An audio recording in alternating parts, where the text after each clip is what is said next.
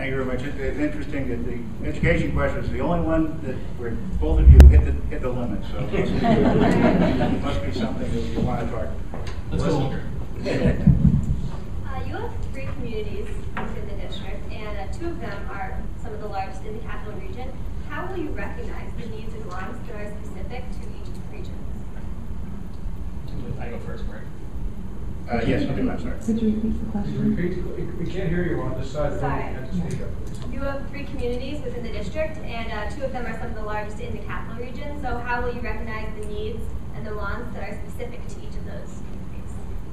That's a very good question. The 109th Assembly District is very broad and it really is very diverse. Where you have Half Moon, which is the more rural community of all 3. You have Colony, which is the most, I would say, urban-ish of the 3 towns. And Clifton Park, I think, somewhere falls in between. Half Moon with its rural aspect and Colony with its more urbanish aspect. I think coming from Clifton Park is actually a benefit in that regard, in the sense I think Clifton Park tends to bridge the gap between Half Moon and Colony. The important thing to remember is we're all in this together. We have far more similarities in the 3 towns than we do differences.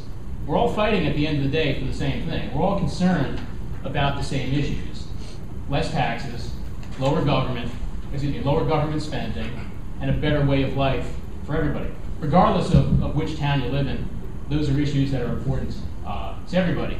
In Half Moon, certainly you're concerned, I think, with rural issues.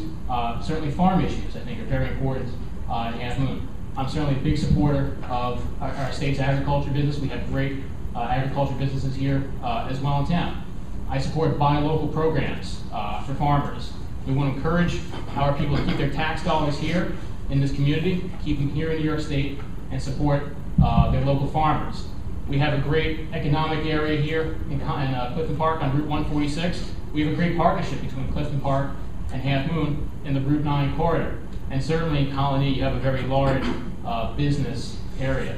I think the key is to get out, and I've been doing this, and speak to the residents of all 3 towns, and to get to talk to them and understand exactly what they're talking about. And again, I think there are some differences, but I think the overarching theme among the residents of all 3 towns is the same. And you hear it over and over again. We need new leaders in Albany. We need to reduce the size and scope of government. And for God's sake, let's lower those taxes. Thank you. By tomorrow morning, some online dictionary will have a new word, urbanish. Don't repudiate it. Jennifer.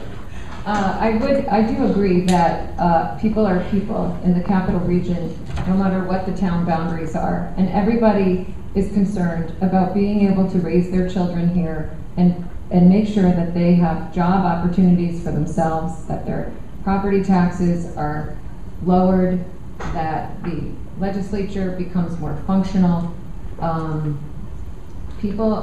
There's a common thread when I go door to door, and people really want to get rid of the incumbents because of what they've done to the state. People feel that the legislators have driven our state into the ground, and that it's time for a change. Many local business people throughout the 3 towns have said to me, and we have manufacturers, we have small businesses, we have farmers. Everyone would love tax credits. This budget that they're passing is taking away $1 billion in tax credits to businesses. This is a job-killing measure that they're engaging in. And small businesses, manufacturers, large businesses also have a complaint that is very common amongst all of them, our cost of energy. Last year, the utility taxes were raised by our legislature by 500%, I think to the tune of $600 million. People are getting crushed by the energy taxes. A person that I know that is the president and CEO of a company here has a company here in New York and in Ohio, and he said to me, Jennifer, it is $3 million more a year for me to run my plant here in this region than it is in Ohio, because I pay almost double per kilowatt of energy. And it's, if my family hadn't started the company here 100 years ago, who knows what the outcome would be. But There are people here that are very loyal to the community. They grew up here. Their families have been raised here for generations and generations, so they stay. But I'm out of time. But anyway, everyone feels the same in upstate New York, I think.